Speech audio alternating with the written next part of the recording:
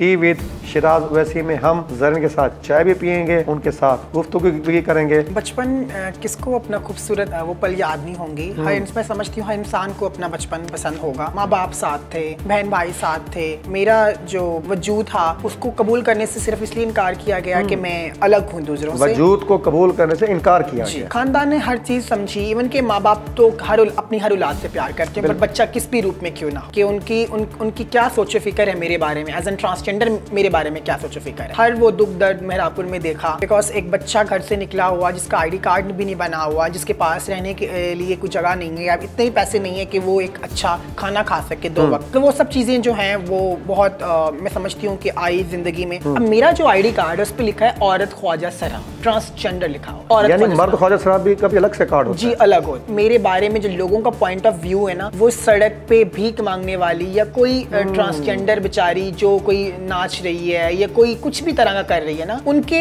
Mind में एक ही view है कि सारे ट्रांसजेंडर एक जैसे ही जैसे नाचते हैं। अस्सलाम वालेकुम दोस्तों, कैसे हैं आप?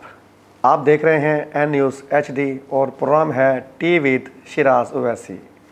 नाजरीन, इस प्रोग्राम में हमने आगाज़ किया था कि हम ऐसी शख्सियात को बुलाएं जो मुख्तलिफ़ मकातबे फ़िक्र से उनका ताल्लुक़ हो, मुख्तलिफ़ शोबा जात से वो ताल्लुक़ रखती हों और हमें उन शोबा जात से मुतालिक मालूमात से आगाह कर सकें कि उनको उस शोबा ज़िंदगी में रहकर किन मुश्किलात का, किन मसाइल का सामना करना पड़ता है और उन शोबा जात का जो अवामी एक सिलसिला है उसमें उसका क्या किरदार है। नाजरीन, आज मेरे साथ मौजूद है मुल्तान की पहली ट्रांसजेंडर जिसको BZU शोबा मास कम्युनिकेशन में दाखिला मिला है, जरीन राजपूत। जरीन, कैसी हैं आप? अस्सलाम वालेकुम, ठीक हूँ। अस्सलाम, ठीक है आप? नाजरीन, कुछ अर्सा पहले एक डॉक्यूमेंट्री के सिलसिले में मैं जरीन के हम सफ़र था। पहली मुलाकात थी, थोड़ी झिझक थी, लेकिन जब झिझक ख़त्म हुई, जब हमारी गुफ्तगू का आगाज़ हुआ तो जरीन बिल्कुल वो जरीन नहीं थी जिससे मुआशरा एक ख्वाजा सरा की निगाह से एक मुख्तलिफ रवैये से देखता है।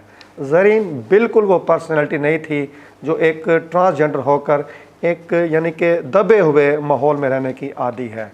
जरीन बिल्कुल एक आम हस्ती नहीं थी, वो एक नॉलेजेबल मालूमात से भरपूर हस्ती के तौर पर मेरे सामने आई। बहुत सी गुफ्तगू हुई, बहुत सारे मामलात मेरे सामने खुले। मेरी किसी ट्रांसजेंडर के साथ पहली मुलाकात थी, लेकिन चूँकि वो एक हम सफ़र के तौर पर मुलाकात थी, डॉक्यूमेंट्री शूट की, राब्ता ख़त्म हो गया, तो मैंने सोचा क्यों ना जरीन को मैं अपने शो में बुलाऊं। टी विद शिराज वैसी में हम जरीन के साथ चाय भी पियेंगे, उनके साथ गुफ्तगू भी करेंगे, उनकी ज़िंदगी में जो मामलात हैं वो उनकी परतें खोलने में हम उनकी मदद चाहेंगे कि वो ज़िंदगी के इस स्टेज पे किस मुश्किलात के बाद पहुंची हैं और अब उन्हें किन रवैयों का सामना करना पड़ता है। जरीन, ये बताओ, ज़िंदगी का आगाज़ कुछ अपने बारे में, पैदा कहाँ पे हुई, किस शहर से ताल्लुक़ है और जो बचपन का ज़माना वो कैसा गुजरा? बचपन किसको अपना खूबसूरत वो पल याद नहीं होंगे। हर मैं समझती हूँ हर इंसान को अपना बचपन पसंद होगा।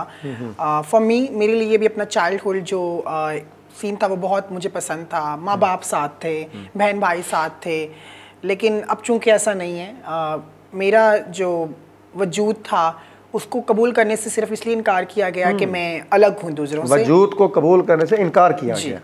ये कब पता चला आपके जो घर वाले हैं? बेसिकली पता तो सबको था, इनिशियल पता चल जाता है बिल्कुल, लेकिन जब मैं बात अपनी तालीम की करती थी, जब मैं अपनी बात ज़्यादा मुझे अच्छा लगता था कि मैं अपने एक अच्छे इन्वायरमेंट में जाऊं, किसी अलग शहर में पढ़ूं, तो वो सोसाइटी को कबूल नहीं आया, कबूल उन्होंने किया ही नहीं। कि आसपास के जो रिश्ते होते हैं ना, छोटे मोटे रिश्ते, चाचा ताए, कि अच्छा, छोटे मोटे रिश्ते नहीं होते जरीन, ये बहुत अच्छे रिश्ते होते हैं। मैं समझ, बिल्कुल होते हैं, लेकिन जब इनको लगा कि हमारे बच्चे तो यूनिवर्सिटी और कॉलेजेस में उस तरह से जाके नहीं पढ़ सकते, तो ये क्यों पढ़ने जा रही है, तो क्यों ना इस पे एक बैरियर खड़ा कर दें, जाए ना। अच्छा, ये तो हो गई यूनिवर्सिटी लाइफ, तो अभी स्टार्ट हुई ना आपकी। मैं पूछूं, बचपन किस शहर में पैदा हुई? वही मैं बता रही हूँ कि मेरा जो ताल्लुक है वो सिंध के शहर मेहरापुर से। माशाल्लाह, सिंधी हो आप? जी, मैं सिंधी। वाह। मेरा सिंध से मेरा ताल्लुक़ है और सिंध के रहने वाले लोग वाकई सिंधी कहलाते हैं। मेरा पंजाबी फैमिली में मेरी पैदाइश हुई थी। ख़ानदान ने हर चीज़ समझी, इवन के माँ बाप तो अपनी हर औलाद से प्यार करते हैं, पर बच्चा किस भी रूप में क्यों ना हो। बस सोसाइटी का ऐसा प्रेशर आया कि जिसकी वजह से नहीं कबूल कर पाए। लेकिन मैं आज अगर समझती हूँ और मेरे शहर वाले मुझे एक अच्छे नाम से जानते हैं, ज़रीन राजपूत के नाम से जानते हैं। मुझे आज भी याद है कि उनकी क्या सोच फ़िक्र है मेरे बारे में, एज एन ट्रांसजेंडर मेरे बारे में क्या सोच फ़िक्र है। तो यानी कि आपने मेहराबपुर में कितना अर्सा रही, वहाँ से फिर निकलने कब, मुल्तान की तरफ कैसे आना हुआ?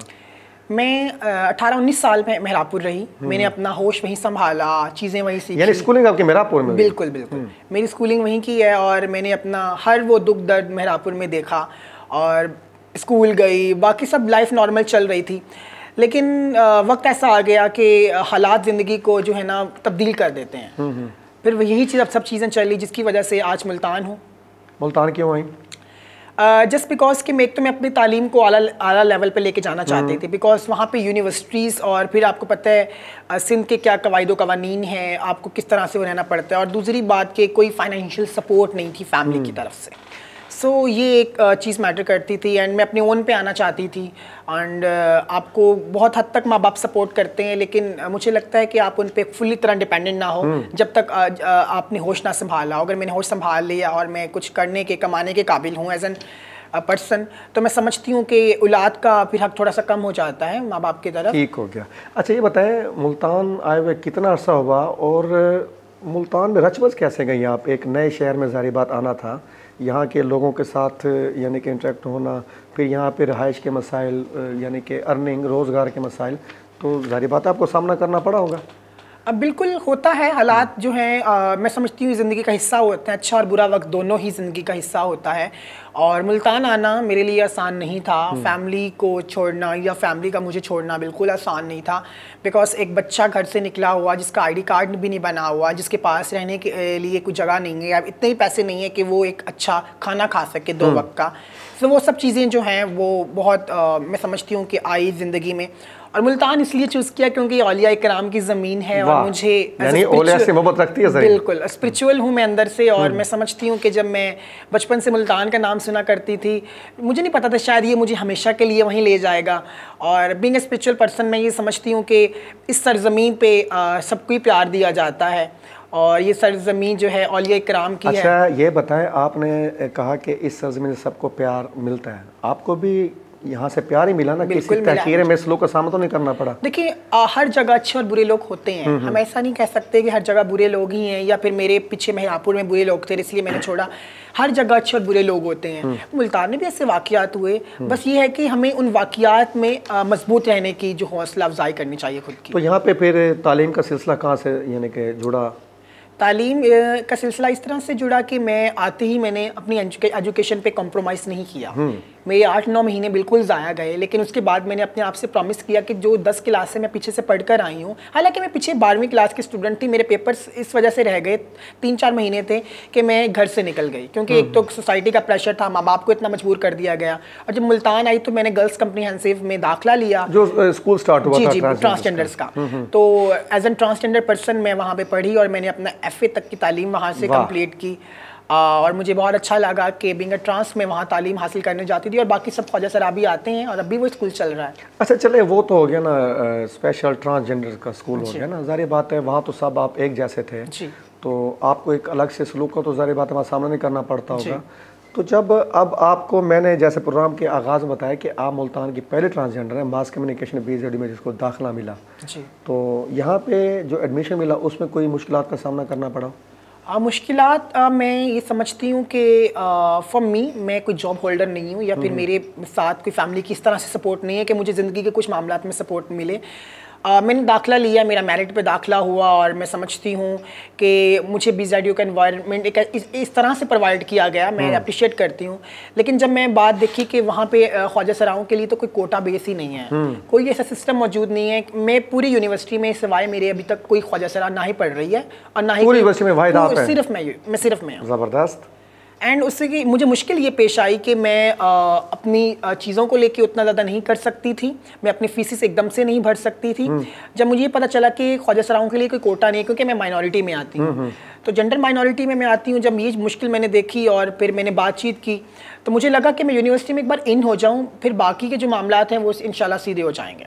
अच्छा, यहाँ पे ज़ाहिर बात है आप यहाँ रह रहे हो, खाना पीना, रिहाइश और यूनिवर्सिटी के अखराजात हैं और भी दूसरे बहुत से मसाइल होते हैं, तो ये आप अर्निंग के जो है सिलसिला ये कैसे करते हो फिर आप? मैं बेसिकली डिजिटल क्रिएटर हूँ, ज़बरदस्त, मैं कंटेंट क्रिएट यानी कि इस यूनिवर्सिटी के शो में दाखिले से पहले आप दिलचस्पी रखते थे इसमें? ऑब्वियसली मैं पिछले 6 साल से ही मैं अगर अपनी जर्नी की बात करूं तो मैं 2018 से एज अ डिजिटल क्रिएटर मैंने काम कर दिया था ऑन डिजिटल प्लेटफॉर्म, जिसके थ्रू मैं अर्निंग करती थी कि मैं फेसबुक के थ्रू, यूट्यूब के थ्रू, स्पेशली यूट्यूब के थ्रू मैं किस तरह कर सकती थी, और मैं चैनल हैंडलर का काम करती थी। आज भी अगर मैं बात करूं तो डेवलपमेंट सेक्टर, जिसे सोशल सेक्टर कहा जाता है, तो मैं वहाँ पे एज अ डिफरेंट ऑर्गेनाइजेशन के साथ सोशल मीडिया कोऑर्डिनेटर काम करती हूँ, जहाँ मैं डिफरेंट छोटे छोटे प्रोजेक्ट्स या बड़े प्रोजेक्ट्स का हिस्सा रहती हूँ, और ये मेरी अर्निंग का। अच्छा, चले आपको यूनिवर्सिटी में जब एडमिशन मिला होगा तो उसके लिए तो शनाख्ती दस्तावेज़ात तो लाजमी चाहिए होते हैं, स्कूलिंग में तो नहीं ना कि आप किसी प्राइवेट स्कूल में वैसे ही दाखिल हो जाओगे, तो शनाख्ती दस्तावेज़ात में आपको मसाइल का तो नहीं सामना करना पड़ता आपकी कम्युनिटी को? ये मैं सिर्फ आपके बारे में नहीं कर रहा,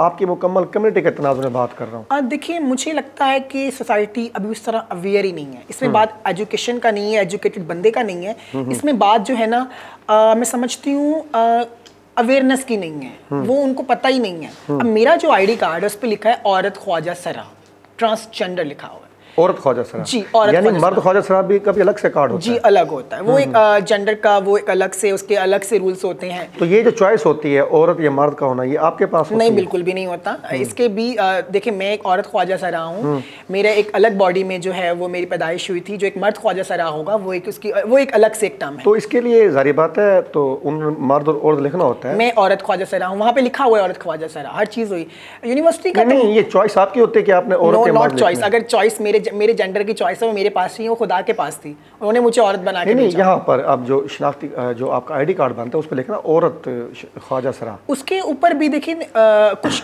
लोगों की ना मुख्तलिफ राय हैं कि कुछ ख्वाजा सरा ट्रांसजेंडर कहते हैं कि हम मर्द ख्वाजा सरा हैं, और कुछ कहते हैं औरत ख्वाजा सरा हैं। लेकिन हम जब जेंडर को पढ़े ना, हम जब जेंडर के स्पेक्ट्रम्स को पढ़ें, या जब हम ओरिएंटेशन को पढ़ें, या फिर जिस्मानी सेहत के बारे में पढ़ें, तो हमें पता चलता है कि मैं एक ट्रांस वुमेन हूँ। तो मेरे जो राइट्स हैं वो ट्रांस वुमेन और वुमेन के जो राइट्स हैं मेरे पास औरत की ही हकूक मौजूद हैं। That's why I call my. अच्छा, यानी कि अब यूनिवर्सिटी में आप औरत ख्वाजा सरा यानी कि फीमेल के तौर पर वहाँ पर पढ़ रही हैं? जी बिल्कुल, ठीक है। यानी बिल्कुल आपको फैसिलिटेशन उस फीमेल की तरह यानी कि दी जाती है। ज़बरदस्त हो गया। अच्छा, अमूमन मुआशरे में मैंने देखा है कि ख्वाजा सराओं को तशद्दुद और हरसानी का बड़ा सामना करना पड़ता है, लोगों की बेवकूफ़ी है, लोगों की कम अकली है। आपको भी कभी ऐसे मराहल से गुजरना पड़ा? मैं समझती हूँ कि कोई ऐसा दिन नहीं है जिस दिन में हैरेसमेंट ना हो हम जैसे लोगों के लिए। फॉर मी, आज एजुकेशन हासिल करने के बाद भी, आज आला तालीम ले रही हूँ, उसके बाद भी, आज वो सब कुछ करने के बाद भी मेरे बारे में जो लोगों का पॉइंट ऑफ व्यू है ना, वो सड़क पे भीख मांगने वाली या कोई ट्रांसजेंडर बेचारी जो कोई नाच रही है या कोई कुछ भी तरह का कर रही है ना, उनके माइंड में एक ही व्यू है कि सारे ट्रांसजेंडर एक जैसे ही नाचते हैं या मांगते हैं, लेकिन उनके नज़रिए में ऐसा कुछ आता ही नहीं है। लेकिन आपने बात तशद्दुद की तशद्दुद तो मैं समझती हूँ हर तरह का तशद्दुद है। रात में एक जगह जा रही थी, वहाँ पे मतलब जिस तरह से मुझे पॉइंट आउट किया गया, मतलब एक हफ्ते में मैं समझती हूँ इतनी सारी हरासमेंट हो जाती है कि मैं डिफाइन नहीं कर सकती। और वो क्यों कि जस्ट मेरे बिकॉज जेंडर में कि मैं मेजॉरिटी में नहीं आती, मैं माइनॉरिटी में आती हूँ, मैं कम हूँ। नहीं, आप बिल्कुल कम नहीं हो। देखिए, बात सुने जरीन, आपको यूनिवर्सिटी में एडमिशन मिला, बिल्कुल भी कम नहीं हो। यूनिवर्सिटी में एडमिशन लेना किसी भी एक नॉर्मल शख्स के लिए भी ना एक ऐसा समझे आइडियल तरह की ना सूरत हाल होती है। चले, आपने यूनिवर्सिटी में तालीम मुकम्मल कर ली, तो आप क्या समझती हैं आपके लिए रोज़गार के मौके, और आप जैसे जो और ट्रांसजेंडर्स हैं उनके लिए जो रोज़गार के मौके हैं उनका क्या किरदार है या नहीं है, या मुश्किलात है इसमें भी? मुश्किलात इस तरह से है कि हर ट्रांसजेंडर अपनी एजुकेशन की फ़ाइट नहीं लड़ सकता। दे नीड अ पावर, वो पावर चाहता है, एक ताकत चाहता है, वो एक हौसला चाहता है। अब हर कोई जाके अपनी काउंसलिंग नहीं करवा सकता डॉक्टर से। फॉर मी, मैं तरह तरह के लोगों से सेशंस वगैरह लेती हूँ, मोटिवेशन सेशंस लेती रहती हूँ। चैलेंजेस इस तरह से भी हैं कि वो कहते हैं कि अब मैं पढ़कर क्या करूँगी, मुआशरे ने तो मुझे नौकरी नहीं देनी, नौकरी तो आम इंसान को भी नहीं मिल रही, लेकिन फॉर मी, मेरे तरह के लोगों को क्यों नौकरी मिलेगी, मुझे ही क्यों मिलेगी, तो क्या पढ़ के फ़ायदा। तो ये भी एक फिर सोच की जो है वो इशू आ जाता है। और मैं समझती हूँ कि ख्वाजा सराओं को ये जो डिस्क्रिमिनेशन है ये 75-76 सालों से ही फेस करने को मिल रही है। या तो पढ़ते नहीं, अगर वो पढ़ने भी आते हैं तो जिस तरह के हालात तो वाक़यात उनके साथ होते हैं वो मैं बता नहीं सकती। यानी कि मसाइल हैं, बिल्कुल मसाइल। बहरहाल आहिस्ता आहिस्ता जिस तरह माशरा मैच्योरिटी की तरफ जा रहा है, देखें ना, अब आपको उस तरह के मसाइल का सामना नहीं करना पड़ता होगा जैसे आपको 5 या 10 साल पहले मेरापुर में सामना करना पड़ता होगा। इसमें कुछ ना कुछ बेहतरी आ गई होगी और ये बेहतरी की उम्मीद है कि आज ज़रीन राजपूत हमारे प्रोग्राम में बैठी हमसे बात कर रही है, अपने बारे में बात कर रही है, अपनी कम्युनिटी को दरपेश मसाइल के बारे में बात कर रही है और अपने जो आने वाले चैलेंजेस हैं उनके बारे में बात कर रही है। अच्छा, सहाफ़त को ही क्यों चुना आपने? क्योंकि कोई मेरी कम्युनिटी की आवाज़ नहीं बना आज तक। यानी एक आप के जहन में होगा कि ये रोज़गार का मैं मौके मुझे आसानी हो जाएगी और दूसरा मैं कम्युनिटी की आवाज़ बनूंगी। यानी आप सहाफ़त को आसान ज़रिए समझते हैं अपनी कम्युनिटी की आवाज़ को बुलंद करने के लिए, तो इसमें कोई कामयाबी मिलेगी नहीं।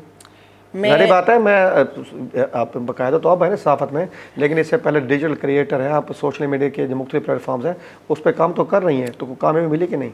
बिल्कुल कामयाबी की अगर मैं बात करूं सक्सेस की मिलती है। देखिए, जब आप मेहनत करते हैं ना तो अल्लाह आपको सिला देता है। तो मुझे ऐसे ऐसे प्लेटफॉर्म पे बुलाया गया जस्ट मेरे काम की वजह से ना कि मैं अपने ट्रांसजेंडर जो है एम्पावरमेंट के ऊपर काम कर रही हूँ। और यही जो मेरा अपना इनिशिएटिव है ट्रांस यूथ वॉइसेस, जो मेरा मैंने अपना इनिशिएटिव लिया 1 साल पहले और उसे ऑर्गेनाइजेशन की शक्ल में मैंने नाम दिया।